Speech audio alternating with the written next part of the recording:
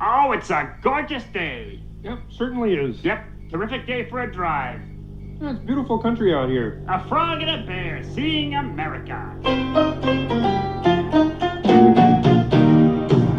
Hold up. My views are my own. You heard it here first. You heard it here first. You heard it here first. Lightning round.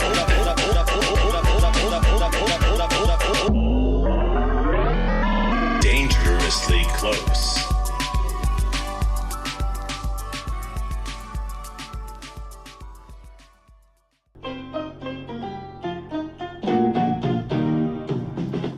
$198 push-ups, 199 push-ups, 200 push-ups.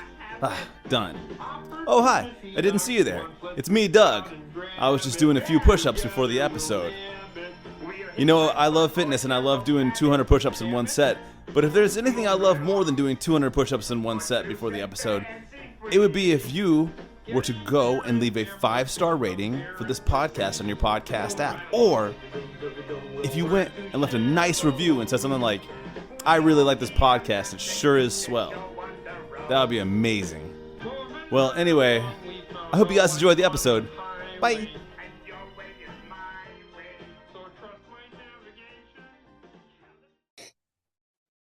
Recording in progress. My guest today is Jack Moody. Jack is a novelist and short story writer from wherever he happens to be at the time. He is the author of the novel Crooked Smile and the short story collection Dancing to Broken Records, as well as a former staff writer for the literary magazine and podcast Brick Moon Fiction.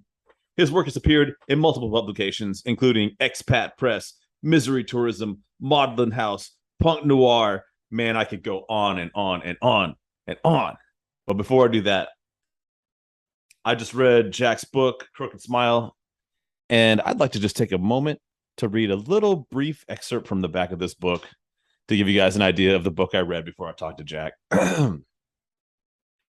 Henry Gallagher is going to die. His liver is failing, and with each drink, his chances of living past age 30 crumble around him. Over a chronic 2-year blur, he stumbles through inebriated nihilism, strengthened with each self-destructive act, reveling in an unending parade of violence, blackouts, half-hearted AA meetings, psych ward stints, dangerous sexual encounters, suicidal behavior, and shattered relationships. So I was reading that a little too, I had too much brightness in my voice. That tone, I'm going to tone it down. 2 events force Henry to look inward and face the disturbing truths left to foster for so many years. Drenched in booze, but always staring up at him from the bottom of a whiskey bottle. During his darkest hour, he receives an offer that threatens to change the trajectory of his life forever. And a mental diagnosis that in Henry's mind makes him more monster than man. What's up, Jack? Boom. Hey, how you doing? Sorry, man. I warned you I was going to be talking for a minute, but I feel like I really was talking for a while. No, you take the floor. Well, thank you for being here today. Thank you for sending me that book in the mail, and thank you. I really appreciate the personalized. You signed it for me. Oh yeah, what did I write? You wrote. I got it right here. I'll go look. You wrote something nice in here. To Doug, a man of the people. Jack. Oh yeah, that's huge. Hey, man, that makes me feel great, dude. Got you. Well, man, let's get this podcast started, dude. Yeah, let's do it. You know, this is the thing I was kind of wondering when I was, reading your book, and there's a lot of alcoholism in here and a lot of like talking about, binge drinking, hard drinking. But do you think that even when writing or talking about hard drinking in a negative light, it's still difficult not to romanticize it to a certain extent? Oof, yeah. It's a super hard line to walk across, and I was very aware of it as I was writing it. I really did my best to not, because you can go one way and super, over romanticize it. and make it seem glamorous or sexy, but then you can go the other way and just make it sound like you're on a fucking soapbox, like, you know, Yeah. like some teetotaler, Yeah. shitting on people who drink. So it's a hard, I just wanted to tell my story and just be honest about it, and just from my perspective, and not inject any kind of opinions one way or the other about it, because I don't about drinking. It's like I don't have any strong feelings about it other than for myself. All I know is that I shouldn't drink, that's it. I think drinking's sick. I think it's awesome. It just doesn't work for me. Yeah. No, I totally get that, dude. I But was yeah, just that's thinking, a good like, question. because this book clearly doesn't it doesn't portray drinking as a positive, and like Henry or whatever is killing himself, just pouring liquor on an already bad problem and making the problem worse. But Mhm. I can't help but have moments in the book where I'm like, man, this makes me want to go get a beer, or like it makes, you know, Well, I mean, that's real. Like yeah, it's also fun. Like it's why people like drinking, and why it's hard to quit for people. Like no matter how fucked up it can get. Oh yeah, am I allowed to swear on this thing? yeah, you can say what the fuck you want, Sick. All right, good. Just wanted to make sure. dude. Um, but that's why it can be hard for people, because a lot of the time it's really fun. You get really cool stories. You meet a lot of cool people, Yeah, and it's not all just misery, and it's not all just uh great high flying times. It's like any other, human experience. It's got highs and lows. And I just wanted to tell both sides of it, just talk about the experience. I think you had a part where he got fired from his job for whatever reason, but I guess he's dating one of his coworkers, and she's like, hey, don't go drink. This is not a time to go drink. And he's like, this is exactly when it's time to go drink. He's like, I just got fired from my job for, like, but I like, I couldn't help but agree. I was like, that is when you go drink. Like, you don't have to go to work. Like, Yeah, what else you gonna do? it doesn't even matter if you're hungover the next day. You don't have to be at work tomorrow either because you don't have a job anymore. But I mean, yeah, I guess I have a lot of toxic trait shit. So of course, like maybe there's too much of me like rationalizing some of this guy's behavior. Well, I think that's part of it. I mean, it's relatable to different people, to varying levels, because I just tried to be as honest as possible. I say this all the time. It's kind of my whole thing. I just, especially with that book specifically, with Crooked Smile, I just wanted to just lay it all out and be as honest as possible, because the more honest you are, the better people are going to relate to it, because we all share these similarities to some extent, Yeah. or you can see these experiences and these reactions and see those same things in yourself, maybe with different experiences, but like it's relatable, it's a human thing. This is loosely based on your life, right? Yeah, yeah. And I guess you were publishing parts of this before you published the novel. Were you had you not published some of this in magazines, or was I wrong about that? um from this book, yeah, I think a couple chapters had come out in different magazines while I was still writing it, because yeah, I mean, this I was writing this book over the course of like 3 years, Yeah. and especially towards the beginning, I didn't even think it was going to be a novel. I thought I was just kind of, writing stories down, and just kind of wanted some to get out there. And they ended up in play. I think a couple of the chapters ended up in Horsley's Trash magazine. Shout out to Horsley's Trash. Um, and yeah, I'm sure a couple others. But yeah, it's been a long time now. I started writing that thing in 2017. Well, I'll tell you what, man. I hate to do this to you, but I'm gonna have to ask you a really fucking tough question, dude. And that's this. So what's wrong with getting drunk at an Applebee's, man? Bro, fuck Applebee's. Oh my God. I have Dude. had let me okay. You're gonna get to say what you have to say, but let me No, before you start, I had such a pleasant experience getting drunk at an Applebee's. I think I might have been in Maryland or Virginia. I can't remember which one. I was living in DC, and I would always get those two states mixed up because they're both very close by. Yeah. And I was just in some town, and they didn't have like a bar. It was some kind of weird town where they didn't have a bar. And I was like, and so we were like, oh, at Applebee's, those have a bar. We went in there, and man, we just had just a great afternoon, evening. Met a ton of nice folks from the Baltimore, Maryland, or I mean, I don't know, or somewhere Virginia area. I don't know where they were.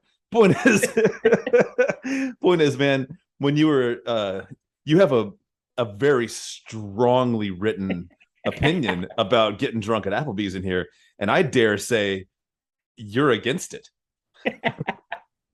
I had never been to one of those kind of places before, like the super big chain, like family restaurant places. And it was just like, it's just total like sensory overload. That was my issue with it. It was so much, it's all these TVs on, blaring all this shit, Yeah. and all these people and these little, I hate kids. There are all these kids running around and screaming, and like I just wanted to get drunk. Just leave me be. And like that was my temple, was just like a shitty dive bar at 2 in the afternoon, and it's me and like two 80-year-old dudes talking about Vietnam or something, and it's like Yeah. that's my place. And that this was like the opposite of it. It was so just like good old American, just capitalism, commercialism, and I just ended up going on a rant about it. And Well, and I guess you know what, I haven't been to one in a long time. There were some things you were talking about in there. I didn't know that was the case.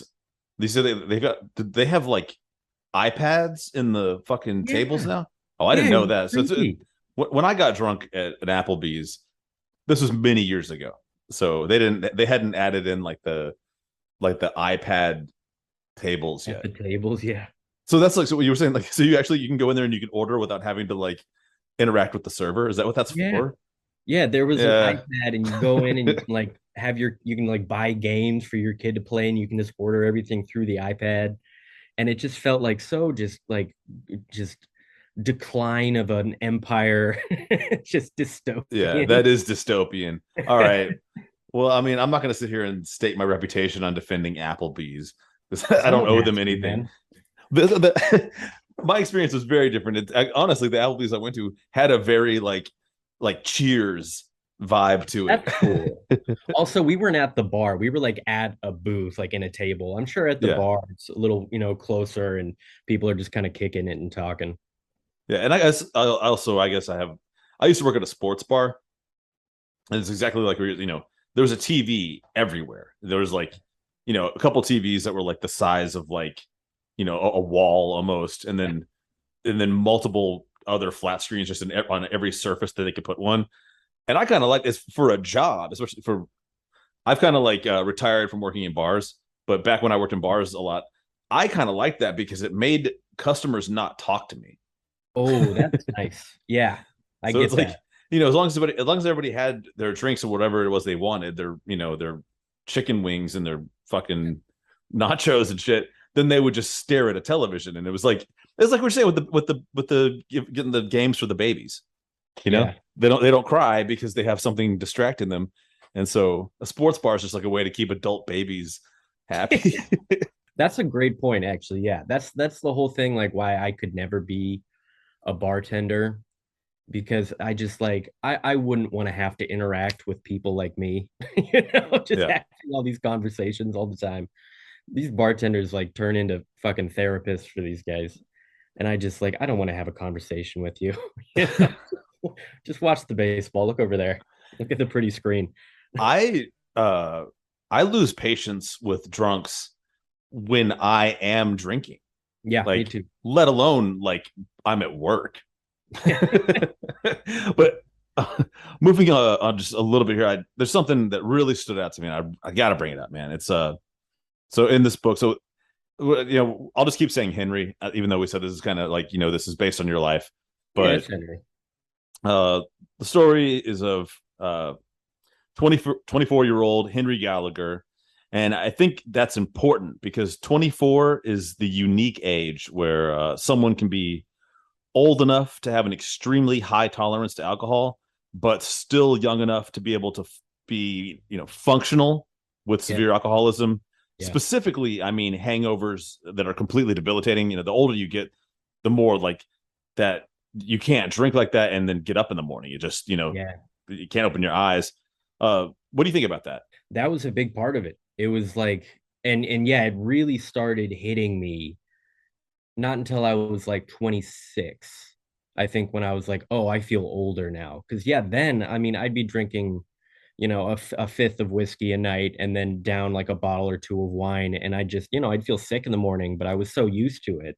Yeah. And I was just like, oh, this is just how you feel, and then you'll feel better when you get a couple drinks in you, and you still function, you still go to work, and so it kind of it doesn't feel as debilitating as it actually is because you're still functioning. So it's like, I still got a while. It's not as big of a problem as it is, because outwardly I'm still able to do the things I need to do. And it wasn't until a couple years later that my liver really started to start, screaming at me, being like, yo, Yeah. we're pissed, that I was like, oh, okay, this is what they talk about. The damage has been done, but now it's like finally catching up to me. I was young enough that I was able to shake it off at the time. Yeah. Yeah. I was catching a lot of the in the book because I was thinking, I was like, God, man, I'll never be able to do this. But then I was like, oh, well, I'm also not 24. And Yeah. that's my recollection of being like 21, 22, 23, 24, all those years in that range where I could do pretty much anything. Like I could go out with my friends, like party all night, drink as much as I possibly, drink till I throw up, Yeah. wake up the next day. I would feel bad for until I drank a glass of water, and then typically would start feeling better. And then, within 30 minutes of being awake, I was completely able to go like skateboarding in like the middle of the summer in the blazing hot sun, or go to work or anything. But that's youth, man. Yeah. Everybody who's listening, you hold on to that youth because it will not stay. Yeah, I mean, and I do hold on to youth because I still skateboard, man. And Nice. the last time I went skating with a hangover, I was like, this is fucking miserable. It was this summer too. This is, with this climate change summer happening, it was like 100 degrees with like a 200% humidity. Oh, And fuck. but I gave him my word that I'd be there, that I would skate, and I was like, God damn it. I feel like that's such a shitty way to be, to have a hangover and that's your excuse for not doing something. I feel like whenever possible, don't do that. That's it's just Yeah. it's just kind of pathetic. So Yeah, and you can't get sympathy for that. It's like, well, you did that shit to yourself. yeah, Like, no one come gives a on. fuck. Like, And it's like I'm drink like, some water, come fucking, Yeah. come out. I was out there, I was just like, everything was blinding me. I was like, oh, Yeah. have not since that day, I have not made a commitment to go skateboarding and then drank the night before.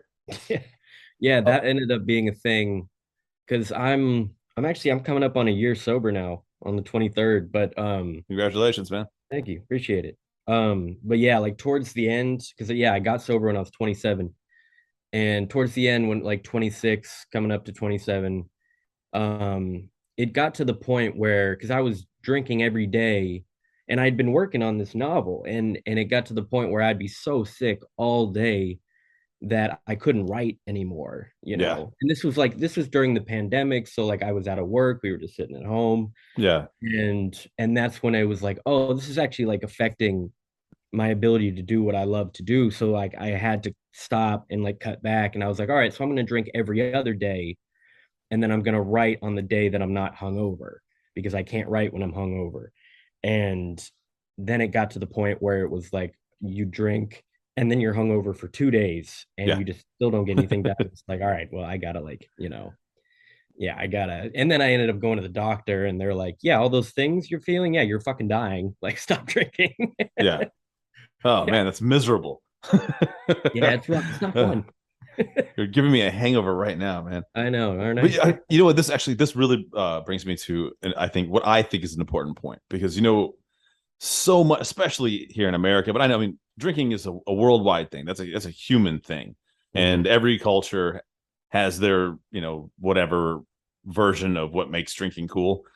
But specifically in American pop culture, that's where I feel like I see so much shit that I just think it's like outrageous the way they portray it. I guess like what so here's the thing. about alcoholism in pop culture that bothers me. And I'm going to pick on The Wire, for example, like the TV show The Wire. I don't know if you saw it. It's a great show. You don't need to have seen it for what I'm about to say to make sense. And, you could draw the same conclusions from 1,000 other movies or shows. But it's basically, you've got all these cops that get shit-faced drunk every night.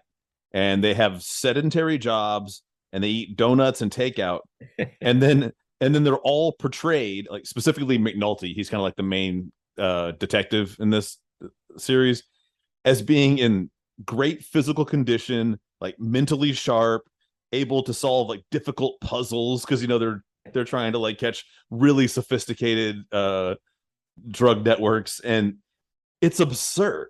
Like like That's if you not normal. if you got off work and you started drinking as soon as you got off work and you just got fucking hammered, and then the next day you ate donuts for breakfast, and then your job was to sit and listen to a wiretap all day and then maybe occasionally eat like Chinese takeout, you would first of all, you wouldn't have any fucking abs. You would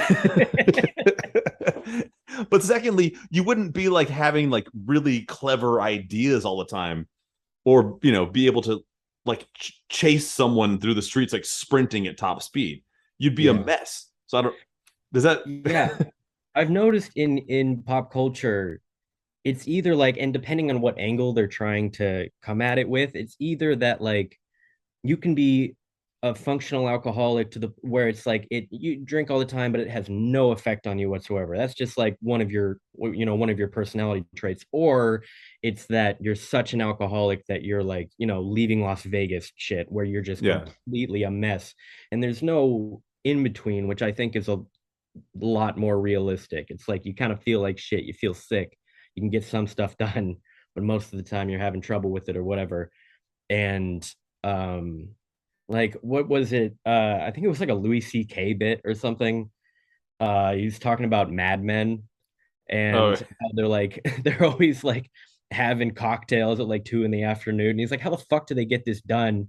I'd be like passed out or like vomiting by 4 in the afternoon, and they're like doing all these like advertisement shit. And it's like it's not, but that's just how pop culture is, though. It's how media portrays it. But it's such an unrealistic standard that's portrayed. So yeah, I know what you mean. I will let it go soon, and I know like a lot, like I haven't seen Mad Men, and I'm sure a lot of people haven't seen The Wire, so I'm not going to just stay on it. But I really want to bring it up, dude. That like there's no way that, and all the cops in the show, they're supposed to be at least in their 30s, some of them in their 40s, and it's like there's no way you're not going to be at least 50 pounds overweight. Like that's the other thing. Yes. Like these people, they're always in all these shows, even if they're like it's a point to make the character, they're like this dysfunctional problematic alcoholic or whatever, they're still like svelte and attractive. It's like, no, you'd be like 30 pounds overweight, you'd be fucking bloated, you'd be red all the time, you'd be just having like like drenched in sweat all the time. Yeah, you'd have bloodshot eyes. You would, it's like, you can like make the case that someone is pulling that off when they're around 20 years old, and then I have one friend. I will say he's a pretty hard drinker, man, but he's got like a gym etiquette that very few people have, and I don't know how long he's gonna be able to keep that up, but like he the amount of time he spends in the gym is like more than most people. I mean, it's a daily thing. It's like at least 3 or 4 hours in the gym every day. He drinks while he's at the gym, but like, even he's having a hard time staying in shape now. Like, back in the day he used to do that, and I was like, oh, cool, man. You're like really, really ripped for someone someone as drunk as you are all the time. But as he ages, like even those 3 to 4 hours in the gym every day, it's like you just can't keep up with the calorie intake of. Yeah, that was the biggest thing. It's like, it's because I always worked out, and there was a period, when I like first started really heavily drinking. I had been super skinny my whole life. I gained like 40 pounds so fast, and I was so overweight. And the only time that I like stayed skinny during that whole period that I was still continuing to drink really heavily. I mean, I was literally like starving myself. I Yeah. was like just drinking. Yeah, And I've seen that too. Yeah. yeah, I was literally, I mean, I'd be drinking a fifth of whiskey and then eating like a piece of bread with peanut butter and then an orange a day. Yeah. And I was able to stay skinny that way. And it's like, yeah, your body just like can't keep up. Either you're going to be overweight because, I mean, yeah, depending on how heavy the drink you are. I mean, I was getting probably like 2,000, 3,000 calories a day just in alcohol, Yeah. you know? It's like, yeah, that's why it blows my mind that people still have these metabolisms that can, and that's, yeah, that's the other thing. It kills your metabolism. My metabolism is gone now. I killed it. It's Alcohol destroy your metabolism. Guys, you heard it here first. If you didn't already know, these pop culture things that show, alcoholics and really these beautiful ripped actors, portraying alcoholics, dude, the real option is like very overweight or very malnourished. Not Yeah. like you're not gonna look like a fucking Olympic athlete.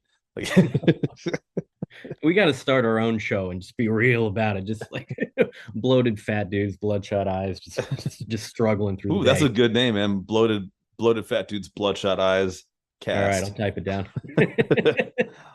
All right, man. This is gonna be a little bit weird, but I'm gonna forge forward I because you love know it. what, you had the courage to write this book, man. So I'm gonna have the courage to ask you some questions out of the book. Uh, Ooh, out of all the things that you in your book that might have triggered some nostalgia from my early 20s, you have a scene where Henry is approached and offered $1,000 to do an amateur porn scene. mhm. And believe it or not, when I was a much younger man, I was propositioned by shady, low-level porn producers more than a couple times. It seemed pretty real in this book. I assumed you lifted this from real life, or Yeah, it absolutely did happen. I don't know if it. Yeah, I guess that's one of the joys of being young. It's like, What? I don't miss it, but in a way, I'm kind of like I miss maybe the attention. Yeah, the attention is exciting. And especially when you're that age, you like crave attention a lot Yeah, more so because at least me, I should only speak for myself. I was a lot less comfortable with myself. So I loved that kind of attention. And well, I want to know, yeah, let's back up. I want to know the story behind this. And did uh, you take the this offer? no, I never needed money that badly, and and and I knew well enough to know that that was going to be something that was going to haunt me later. Turned out that is certainly the case because I have a couple of friends who have accepted offers of that nature and regretted it because now the people that produce that shit, they own that Yeah, footage, they own you and the picture of you, or not the picture, like the video the media, yeah. of the media, the photographs, the media, all that shit. They own that forever, and that can just be on the internet for the rest of your life. Yeah, that's So terrifying. what you got to hope is that that company tanks and it doesn't make its way to Pornhub or something. But so no, I never said yes. Also, yeah, it's gonna. The thing is, nobody offered me more than $2,000. And that's, come on, man, come on. Yeah, I'm not hurting that bad. I can sell something, I'll steal something, it'll be fine. I could see, and it's not like I had like some crazy moral code or anything like that, or any kind of bullshit like I'm too good for it. I just, I think somebody would have had to offer me an amount of money that would have really like been life changing. Like I would have been like, what, that much money? I could, I could really do something with that. And $2,000, like, what am I going to do with that, man? Like, like I was very, very comfortable being poor too. I enjoyed Yeah, it, and all my yeah. friends like to be. We were all just like young skateboarder people. I always had like roommates. I Mhm. could get by with a part-time job easy as hell and have almost all my time be free time. Yeah. Like what like why do I need to go do some like really shady ass amateur porn for like money I don't need? Yeah, absolutely. Yeah. If anything, it would just be for the crazy story. That's it. Because I was the same way. I've always just been, lower class, working class, and I'm comfortable like that. It was never it's never about the money. And in the book, I think I I did say that I was down. We were like working out the kinks of it before Yeah, he was negotiating. before my friend came up and were like, "Hey, we should leave." I'm like, all right, fine. The original offer was like $1,000. He tries to negotiate up to 2,000 plus some kind of like Yeah, I need absurd some like 33%. it's like some kind of royalties, like as though that kind of porn has royalties. Like as those are the like as though those are the kind of people that would like write up a contract for you. Oh It's yeah, like no. At the time, I was like, "Oh, this is like Shark Tank." I'm really like working out some deals here. it's I like was like, it's more "It's like savvy." how a way for you to just never be seen again is in a lot of ways. Well, anyway, all I want to say is there was a bit of nostalgia that was triggered in that, and just I guess maybe a little bit of the whole like, ah, man, I miss being such a you know lean, young, kind of fresh faced, pretty guy that people would say that to. Nobody says that to nobody ever fucking asked me to be in porn. No, I mean, me neither. If that makes you feel better. it does make me I feel haven't better. gotten one Misery offer. loves My company. friends. Man, I have a question for you. Okay. What percentage of people who think they've hit rock bottom do you think are being naive about how much further down rock bottom really is? That's a good question. Um, my philosophy on it is like it's a perspective thing. There is no real rock bottom. But you can always fall deeper. Rock bottom is the moment that you decide to change. It's like, okay, Okay. I've had enough. I've hit my limit. Now I need to change. That's your rock bottom, whatever it is, When it could be any kind of trigger. It could be it could be a DUI or some horrible experience, or your liver's failing, or it could just be like, I've had enough. I think I've ran this ride till the wheels came off, and I think I gotta go call a cab. You know what I mean? Yeah. Yeah. I think that's what it is. It's totally up to the person. I think because you can always, every time you hit bottom, something worse can always happen. It's a totally subjective thing, and that's why it always comes down to people. People always say this in recovery. It's like, it's up to you. People can tell you how bad you're fucking up as much as they want until you have to change, but you're not gonna get sober until you want to get sober. You know what I mean? Yeah. Yeah. And there's I guess there's all these like levels of respect. There's another thing you kind of touched on, and not that I've ever done something like this, but I can see myself, especially a younger me, doing something like this, which is he goes to an AA meeting and like starts hitting on a girl there, which is certainly frowned upon. Yeah. Yes, it is. I'm also assuming that might be coming from a little bit of reality as well, right? Yeah, I still have her number. Oh, really? She's a nice lady. We went to a couple meetings after that together. Oh, that's nice. Yeah, she's a friend. Okay. Yeah, there's um what about the hospital scene, man? Kind of like where it kicks off. Yeah, that's what started it. That was the first chapter, the first thing I wrote that's in the novel is the second chapter where he ends up going to the AA meeting. And I wrote that just a couple days after I had gotten out of the hospital. And I ended up writing the first chapter about going to the mental hospital like maybe a month afterward, after I had kind of like processed it. But yeah, I had like a really bad like manic episode, like psychotic episode. I had just, I just broke, my brain broke.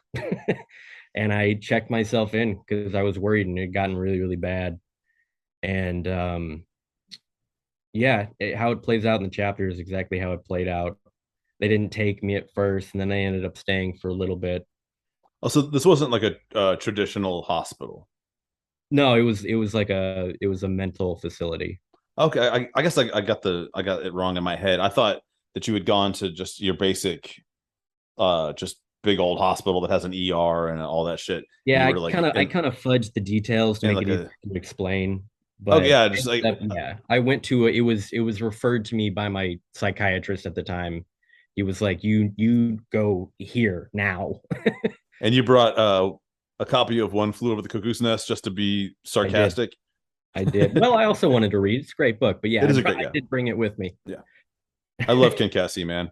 Have you ever paid any attention to any of his other like any of the exploits of his life outside of his writing? Oh fuck yeah, dude. I'm actually my next tattoo that I'm about to be getting is the further bus on my arm. Oh, Very fantastic, man! frankly. From Yeah. the electric Kool-Aid acid test. Yes. Love that book. The whole story is I love that fascinating. book, man. Yeah. I've actually seen the further bus in person. Oh, really? Um, It still exists. That's surprising. yeah, it's gotten like a new paint job. Does it run? I mean it must, or maybe they just like tow it out there, but I don't really share this information, but I'll tell you. I'm from Oregon. Mm-hmm. And Ken Kesey lived in Oregon. He went to U of O. He had like a farm, or some kind of ranch or something somewhere out in Oregon. And his family now owns the Further Bus. And there's this festival that happens every summer in around like Eugene in Oregon, called the Oregon Country Festival.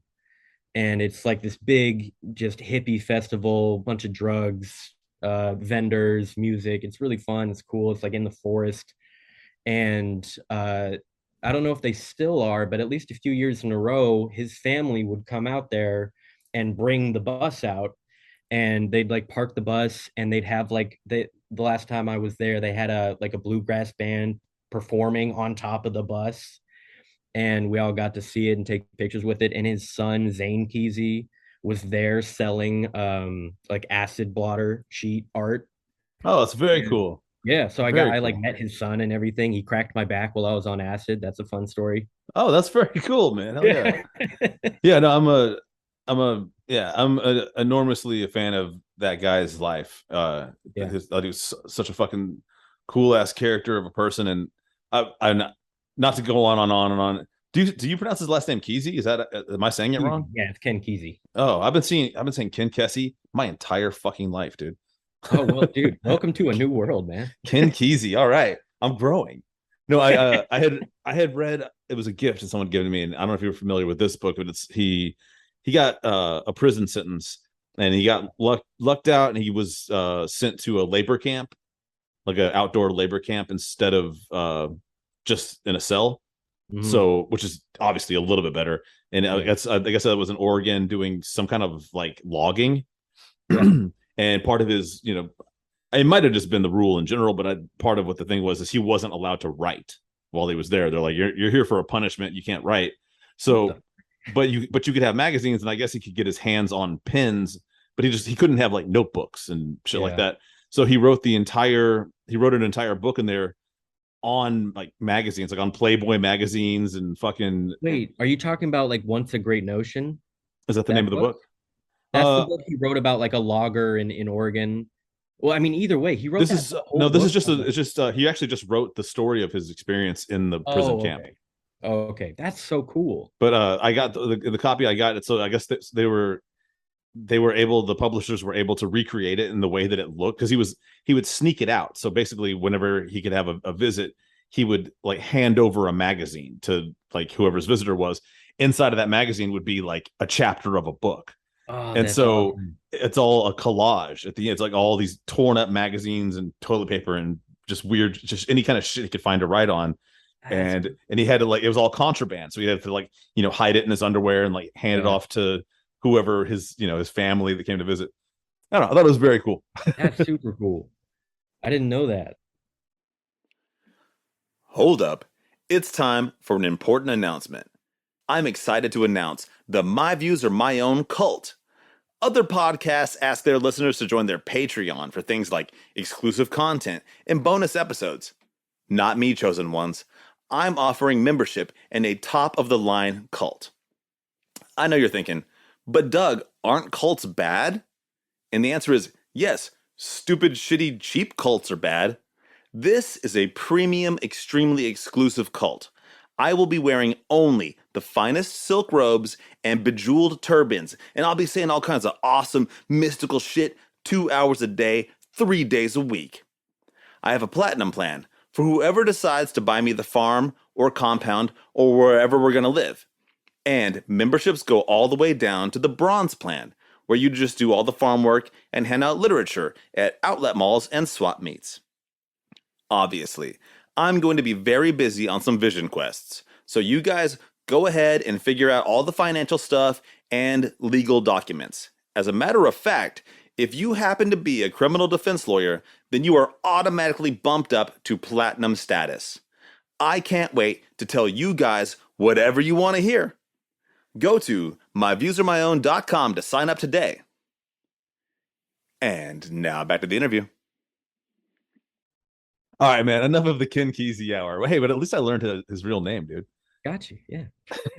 I learned he wrote a book on fucking toilet paper and Playboys.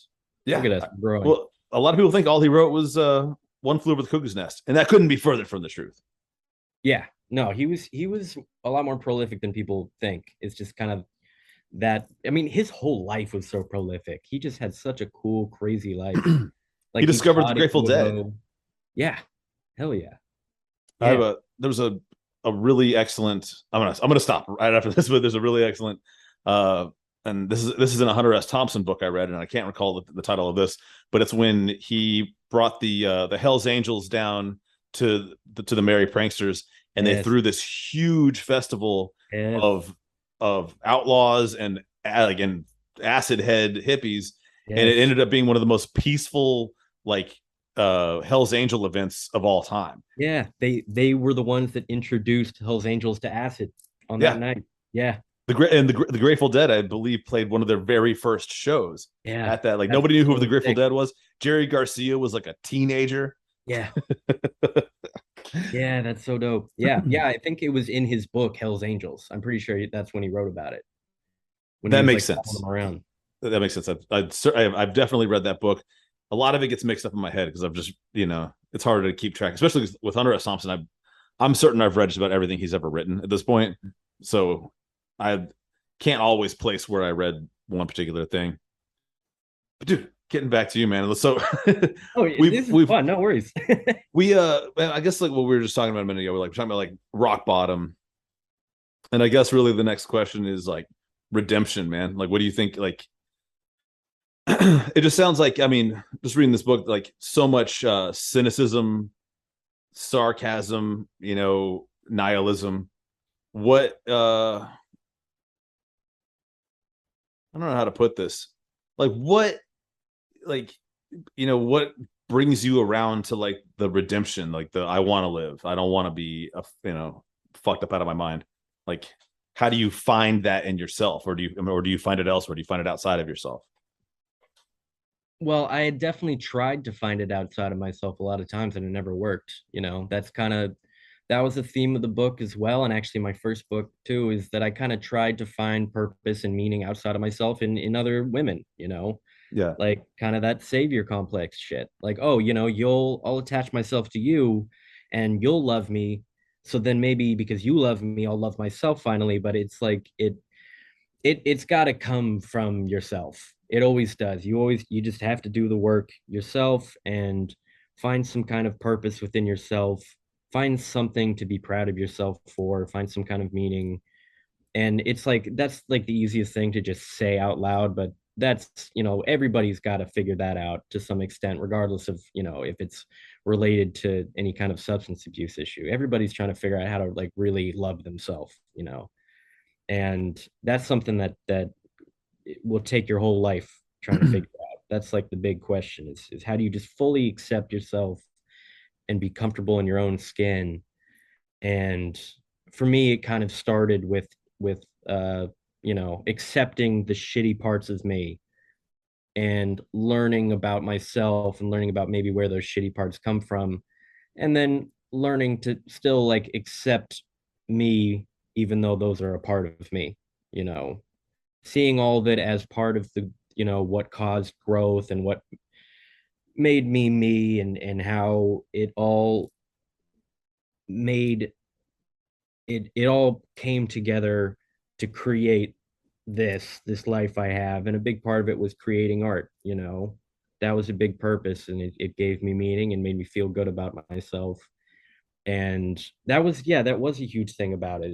It was I've done these shitty things, or I've been around these shitty things, but I was able to kind of create something pretty out of it and try to put something good into the world out of this negative shit. And it made me proud of myself, and it kind of opened up the door a little bit to respecting myself, and then to caring about myself, and then to loving myself or whatever. Yeah, but no, I mean, and it does, I understand, like, because you're laughing because it does sound cliche when you Yeah, say, like, you got like a hole, you're trying to fill it, you know, it yeah. doesn't, and it doesn't matter how much fucking whiskey you pour in that hole, the hole is bottomless, Oh yeah, or trying to like make someone else love you because you don't love yourself, then yeah, you're kind of just setting them up to be unhappy too. yeah. But Hey, you're that's fucking why up another life. Yeah, I'm a huge advocate for the journey of self-discovery and lifelong, man. Because we change all the time, and everything changes, man. Mountains change, rivers yeah. change. Of course we change. It's also why I'm a big advocate for psychedelics. Yeah, man. That's a huge key for people too. I kind of see it as almost like a little shortcut or kind of it's like a little trigger to open up some different ways of thinking that can then kind of set you on that journey. I think I'm batshit crazy, so I can't do psychedelics anymore, or I'll go into the what's the play what's the place in Get Out? Oh, like when she makes him sink into his own mind. Yeah. Yeah, I'll go there. So I have to be careful with them because my brain chemistry is a little wonky. Yeah. But No, and I totally, yeah. but I what you're saying, I totally get it, and it is, and that it makes it exciting, man. Like seeing, like being able to get out of your own perspective and see how everything is in constant flux and constant change, and how exciting that is. Like it gives you a reason to be like, oh, like I want to see what comes next, like I want to stick around because who knows what's going to happen next. It becomes kind of exciting. It makes life more fun that you don't really know what's going to happen next. And when you start to see in less black and white terms, and it's like, oh well, this thing is temporary, this thing is also temporary though, and one step at a time, one day at a time kind of thing. It makes life a big old adventure. I keep saying cliches, but god damn it, they're cliches for a reason. they're cliches because a lot of things become cliches because they are true. And Yeah, I do want to step back 1 second and say that, yeah, I do carelessly advocate for uh, psychedelics sometimes when I feel like maybe I should add caveats and be like, well, obviously you shouldn't if you're struggling with mental health, and oh yeah, I but mean, yeah, but it's but fine. I also know what you also mean. I'll tell you the goddamn truth. I really think that they should just legalize a Oh lot yeah, of psychedelics, and that they should should be the absolutely, it should be the treatment. They should, instead of all these fucking drugs that absolutely. are suppressing what you feel and think. How about Yeah, something that opens you up to what you feel and think? Because that's, like you said, yeah, the answer is going to be inside you one way or another. yeah. And if you can do it in like a safe setting, and yeah, like I mean, there's so many uh papers coming out about the benefits of mushrooms and in ketamine for depression and PTSD and anxiety. It's something that we should explore. It's really exciting. I mean, I'm pretty sure it got passed in Oregon. I think mushrooms Yeah, you got have been Oregon, legalized and for medical use in Oregon, I or we're believe on our way to it. I don't I think think it's it got passed and it's gonna. I don't think it's the entire state of Colorado, but it's one of the cities in Colorado has no plants are illegal. That So just makes sense. That's that just just makes fucking sense. And I'll tell you one thing too, Ben. If you claim to be religious, do you know who made the plants? God made the plants. So honestly, you're being sacrilegious by outlawing one of God's creations. That's my final boom. word on that. Uh, but no, man, and it's like what you were saying earlier too, man. It's also just the act of creation. Mhm. Like on the journey of self-discovery, man, there's probably maybe nothing more powerful than the act of creation. Yeah, Art or music or whatever you may be, writing.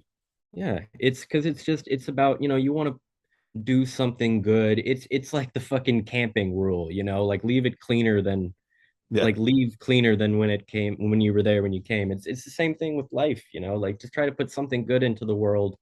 And there's so many great avenues to do that, and it makes you feel good and it makes you happy and proud of yourself. And creating art is just a very direct way of doing that, like you're literally adding something to the world. yeah. Yeah. So that's helped me a lot. Well, Jack, I got one thing to tell you, man. Hmm. We are getting dangerously close to the lightning round. Oh shit. I don't know if you're familiar with the I don't lightning know, but I'm round or excited. how it works on this podcast. The lightning round is where I ask you questions, and this is the point. You can't think, man. You can't do this. Is not Easy. cerebral. This is not a thought process thing, man. This is your gut and your heart is going to Sure. tell you the answer. And I have a feeling that I might have written a couple here that you're not going to be familiar with. So excited. But that's All right. okay because it doesn't. I have a feeling you're gonna win. I'll tell you that much. Ooh, I can win it. All right, now I'm really invested. It's the game part, man. Okay, sick. All right. Today's lightning round is a literary edition. So this is all based on literature. Right on. First one, I have a feeling you're gonna get this one. Who would win in a fight? J.R.R. Tolkien or George R.R. Martin? Tolkien. He was a war veteran, wasn't he? He'd fuck him up. Yeah, he's a picky blinder as far as I fucking am concerned. Yeah, all right. Got it. Easy. I was just recently listening to someone talk about that. You know, he was one of those. He had this whole thing where he didn't want anyone to like read into his, you know, like his or his the Lord of the Rings and all that shit. He didn't want people like taking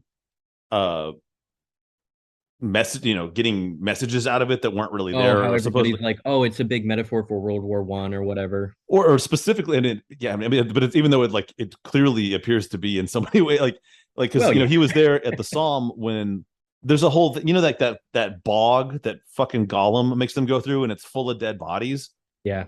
There was something in real life very much like that in the Psalm. Like there's all these bodies that were in a bog, and so and then yeah, but he would prefer that no one ask him if that's where he got the idea from.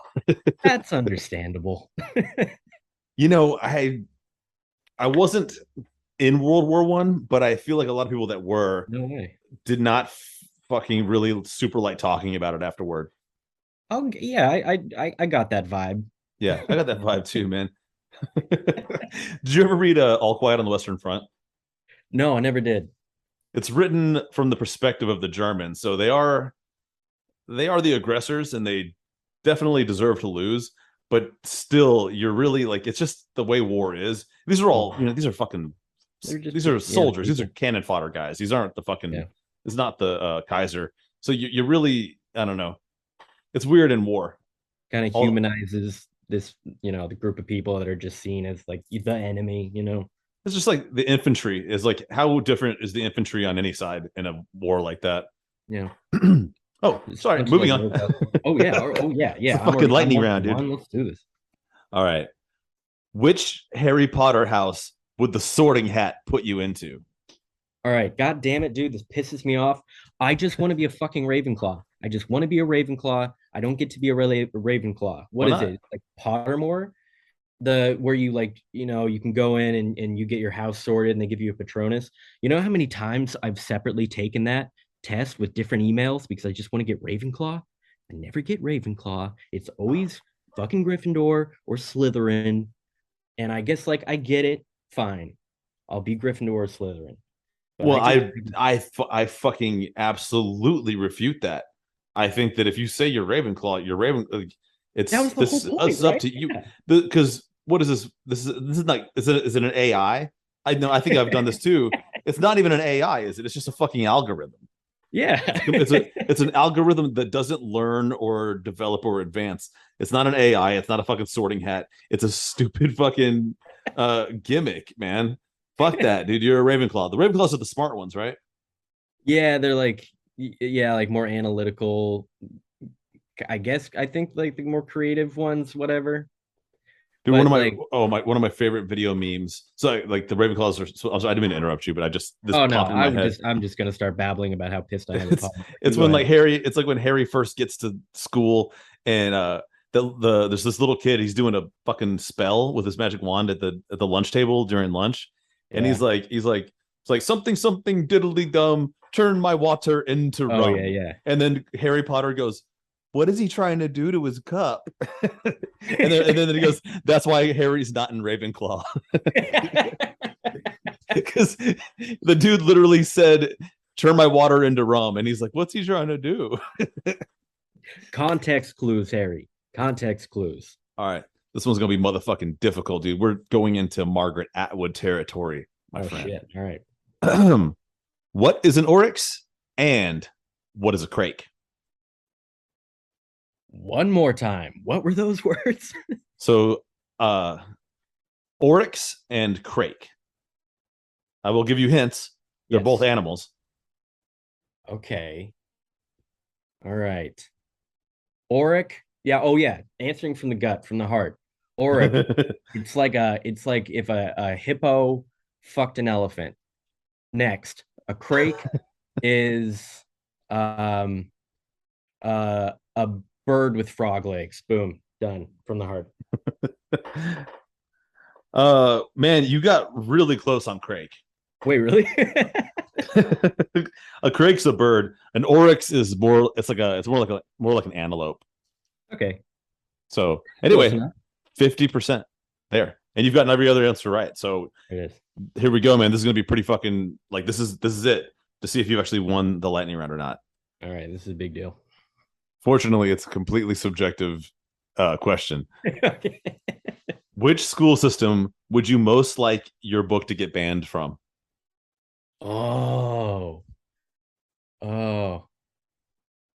School system is in as in like Look, it could be like for me, like the school system that I was in was called Nashville Metro Schools, Nashville Metro Public Schools. So if I had written a book and I wanted it to be banned by them out of like, to be like, haha, my own school system banned me.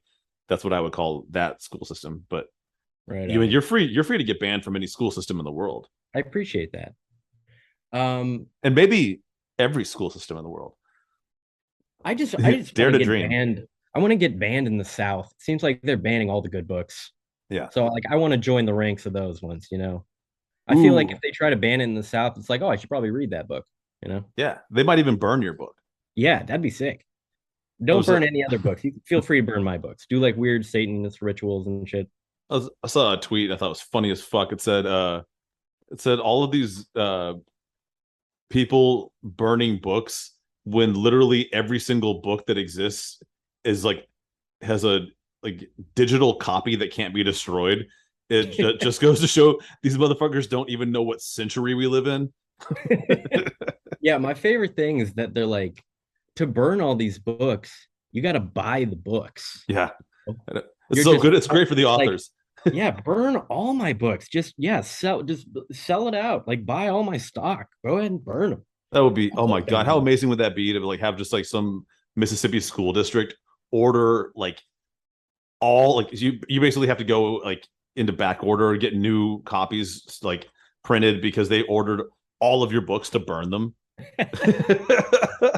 Oh man, that I'd get a plaque for that. That'd be an achievement. And then I'd just turn around and donate all the money and just like make it into a library and just put all the banned books back into this one library. No offense, anyone that lives in Mississippi listens to this podcast, man. But you know why I made that joke.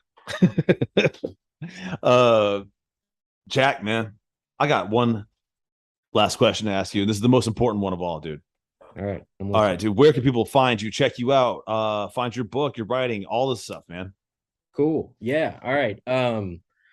My social media, I got a Twitter and an Instagram, and on there I have a link tree that's got like all my books, my short stories, other interviews, everything. So it's just at Jack_is_Moody. And I got a collection of short stories out, and we've been talking about my debut novel, Crooked Smile. And then on October 1st, my third book, a novella called The Monotony of Everlasting, is coming out through Anxiety Press, and that'll be in paperback and audiobook. And I'm donating 50% of all my royalties to the Northwest Abortion Access Fund and to Planned Parenthood Oregon. So half the money you spend on the book is going to be going to a cause that you may or may not support. And if you don't support it, don't buy my fucking book anyway. Fuck you. Man, we literally just agreed that we want the worst school district in Mississippi to buy all your books, dude. Oh fuck. And it'll be fan. Oh my well, no, God. they'll just burn it now. But see, this would be so great too if they bought all your new books, and then we're inadvertently giving money to Planned Parenthood, dude. Yeah, look at that. Yeah, I should have kept that under wraps for the Southern people. They wouldn't have known. Don't worry, man. All right, Jack, man, it's been a pleasure. Thank you so much for being on the podcast once again. Thank you for the not just autographed copy, but for the personalized note, man. That means a lot to me. Of course. And I've got a very, very special place on my bookshelf for it. I'm gonna put it up there as soon as we're done. Appreciate it. And thank you for reading it, man. I appreciate it a lot and having me on.